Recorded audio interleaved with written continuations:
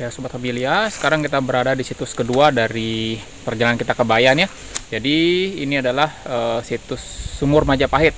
Nah, situs Sumur Majapahit ini merupakan salah satu tempat peristirahatan dulu ya rombongan Gajah Mada yang sempat lakukan inspeksi setelah awalnya dilakukan ekspedisi pertama oleh Empu Nala pada tahun 1343 ya kalau nggak salah ya. Jadi 10 tahun berikutnya menurut informasi sejarah Patih Gajah Mada itu mampir ke Lombok nih melakukan inspeksi dari wilayah-wilayah yang sudah ditaklukkan oleh Majapahit ya. Lanjut ya ke dalam.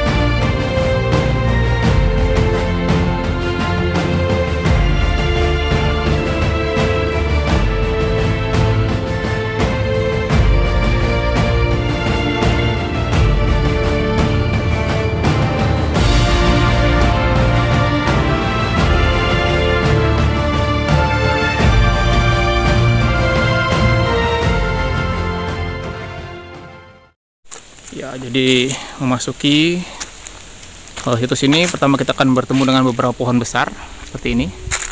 Ya, jadi pohonnya sepertinya ini umurnya udah tua karena batangnya cukup besar ya. Oke. Mas Jat, sini ada disebutkan nggak dalam lontar keberadaan sumur ini? Nggak ada, nggak ada ya. Lontar, ya. Kemudian apa namanya maksudnya dasar dikatakan Sumur Majapahit itu dari mana, Mas? Kalau penyebutannya sih turun temurun, karena di sini terdapat mata air ataupun sumur ya, yang selalu ada airnya meskipun di tengah batu kayak ini, dan itu disebut Sumur Majapahit. Dan memang nggak bisa dipungkiri keberadaan Nusantara tidak bisa terlepas dari Majapahit Jawa. Apalagi kalau kita berbicara pada konteks Lombok, yang sebagian besar merupakan daratan yang baru ya, karena meletusnya Samalas di 1257. Ya Sobat Habilia, jadi ini ya penampakan dari Sumur Majapahit ya. Jadi di sini kalau tidak salah ada 9 sumur yang saya lihat ya, saya temukan. Bisa lihat sendiri ya, di sini ada batu. Nah, di dalam batu ini ada airnya kan, biasanya kalau mata air itu ya dari tanah ya, keluarnya dari batu.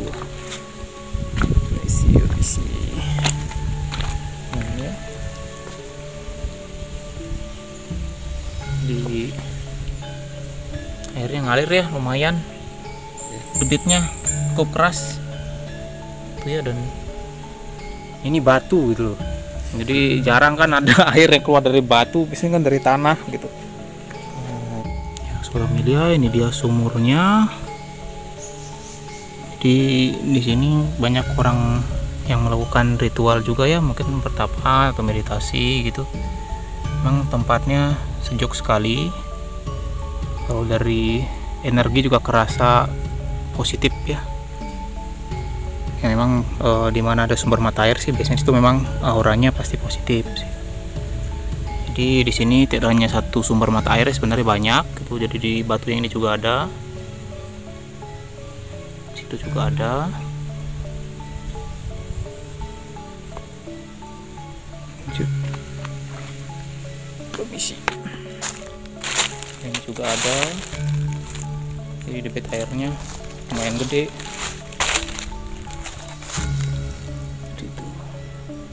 Lebih luas hutannya, makanya airnya lebih besar, lebih bersih. Tapi sekarang udah sebagian udah jadi kebun, jadi debit air juga di sini ya berkurang. Artinya di luar dari mitos ataupun cerita yang ada gitu.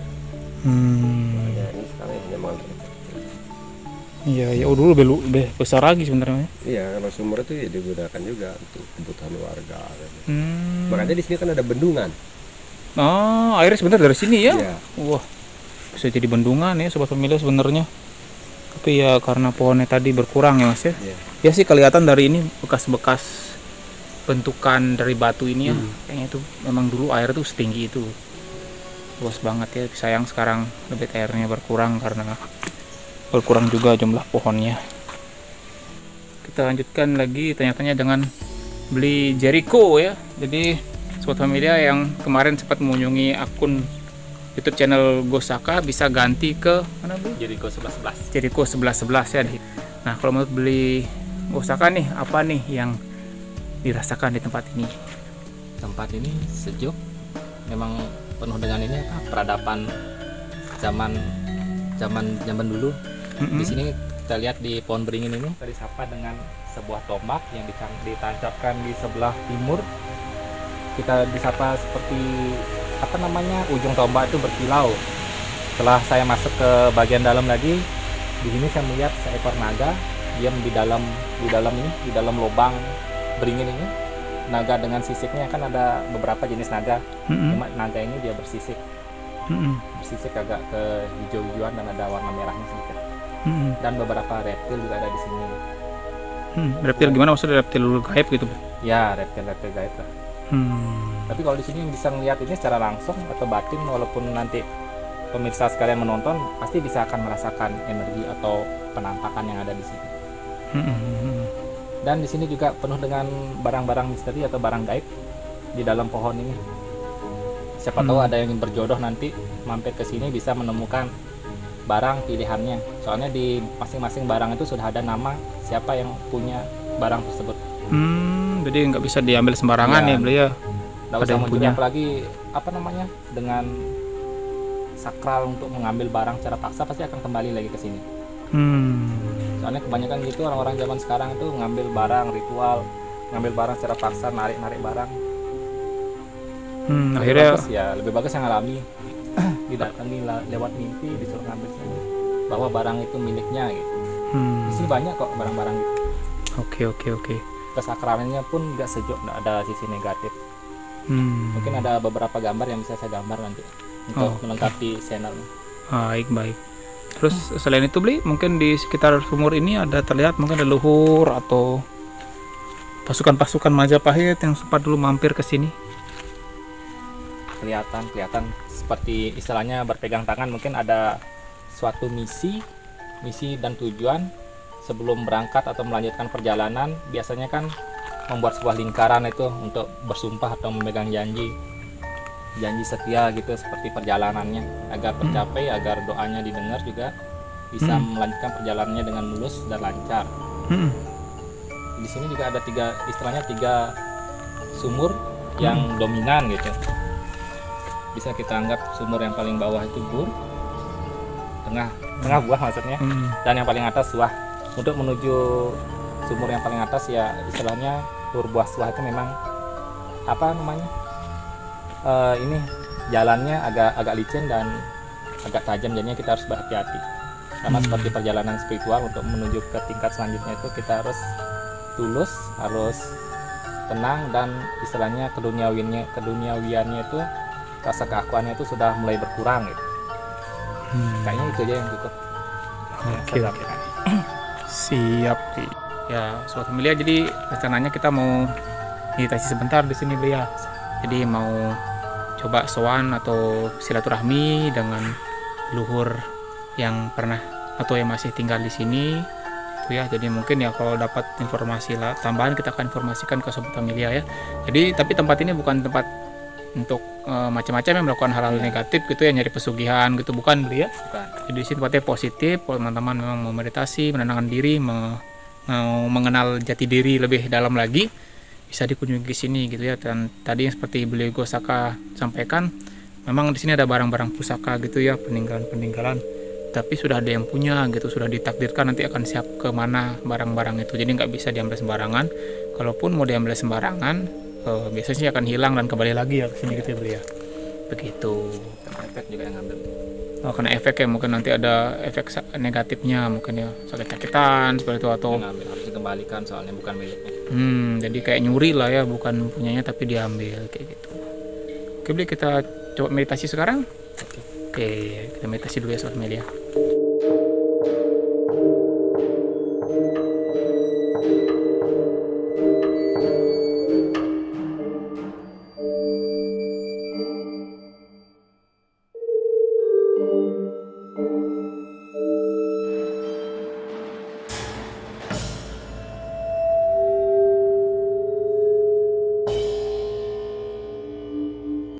Ya, Sobat Familia, baru aja kita habis melakukan meditasi ya di situs Sumur Majapahit ini ya.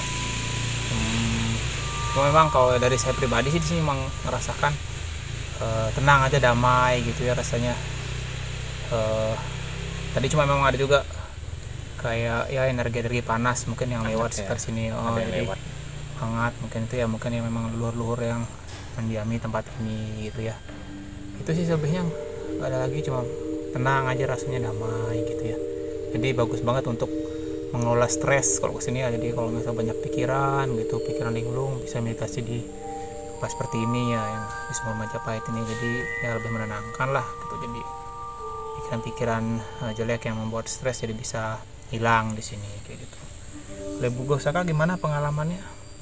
Cuma ngerasa didatengin sama ini, sama mungkin wujud seseorang lah gitu, muter-muter dan seperti memberikan saran gitu, menulis di tangan dan sempat dipegang-pegang gitu, mungkin mengeluarkan energi-energi buruk ataupun mengisi kita dengan sesuatu energi alam gitu. Dipastikan setelah dari sini pasti kita akan mengalami perubahan, mungkin perubahan dari pola berpikir atau apalah gitu, mindset baru yang kita temukan di sini. Yang pasti di sini sejuk karena selain suasana alam, di bawah ini juga terasa seperti ada genangan air kayak dia ngambang gitu. Keluar mata airnya ya. Yang di bawah ini kayak apa namanya? Kayak sungai gitu. Oh. Iya. Di bawah. Yang karena dia ada dorongan, mungkin airnya lebih tinggi jadinya keluar gitu. Ada lubang besar di bawah. Jadi kayak ada sumber air besar gitu ya, lebih kayak sumur lebih besar lagi ya. Iya, kayak jadinya semacam bentuk goa gitu. Itu sih yang terasa tadi kayak ya. Itu ya pengalaman saya dan beli Gosaka sama meditasi di sini. Memang kita nggak dapat macam-macam dan juga memang nggak nyari macam-macam. Nggak minta macam-macam. Kita cuma mau istilahnya silaturahmi lah, sowan gitu ya, ke leluhur tinggal di sini seperti itu ya. Kita tetap diawasi kok di sini. Jadi jadinya nggak akan melakukan hal-hal yang aneh gitu. Dipantau terus. Kami ya beliau Kami di sini ya. Ada harimau, ada jenis-jenis yang lain juga banyak. Harimau putih gitu ya, ada yang dayang di sini banyak. Ya. Oke. Sobat Familia, kita coba ya untuk menggali sedikit informasi tentang Sumur Majapahit ini dengan menggunakan Ghost Oracle ya, dari Urban Monk ciptaan Citra Prima. Kita shuffling dulu, misalnya kita tanyakan tentang apa sih yang terjadi di zaman dibuatnya atau terbentuknya Sumur Majapahit ini ya. Jadi kita shuffling dulu kartunya. Oke, kita lihat ya. Ambil 4 kartu. Kita buka yang pertama ya, Animal Spirit ya. Benar boleh, Animal Spirit. Jadi semakin lama semakin kuat, semakin tersembunyi, akan semakin berbahaya untuk yang berseberangan. Tak ada yang bisa menjinakkan, melepaskan ambisi tersebut cara. Benar. Jadi seperti yang tadi sudah dijelaskan atau diceritakan oleh Bligo Saka ya, jadi di sini ada kayak makhluk spiritual gitu, makhluk mistis gitu ya, berupa naga gitu ya, dan yang memang nggak bisa digunakan gitu. Maksudnya memang menunggu di sini, abadi di sini gitu ya. Jadi untuk bisa istilahnya kontak gitu loh dengan beliau, ya harus melepaskan ambisi gitu ya, mengendalikan diri. Mungkin ya seperti dengan memperkuat tata spiritual gitu ya. Oke, yang kedua itu full moon. Full moon ini Allah memiliki misteri yang tersendiri terhadap segala portal dimensi. Jika tak sesuai dengan wadah, maka tak akan pernah terbuka meskipun selalu ada. Ya, jadi memang jadi di pintu jadi tadi ada beberapa pohon ya yang sobat pemilih bisa lihat gitu ya, memang seperti portal dimensi gitu ya. Jadi hanya orang tertentu saja gitu ya, jadi nggak semua orang yang punya kesempatan untuk kontak gitu ya, walaupun dia tetap ada di sini gitu. Jadi seperti sudah jelaskan sama Pusaka tadi ya, tepat semua. Yang ketiga, crows. Apa nih crows? Seringkali musibah sebenarnya membawa pesan yang dianggap nestapa, bukanlah malapetaka. Banyak gerbang yang belum terbuka, keliru bertindak justru semakin membutakan. Nah, sepertinya ada hubungannya sama gempa ini, Mas. Ada hubungannya di sini dengan gempa.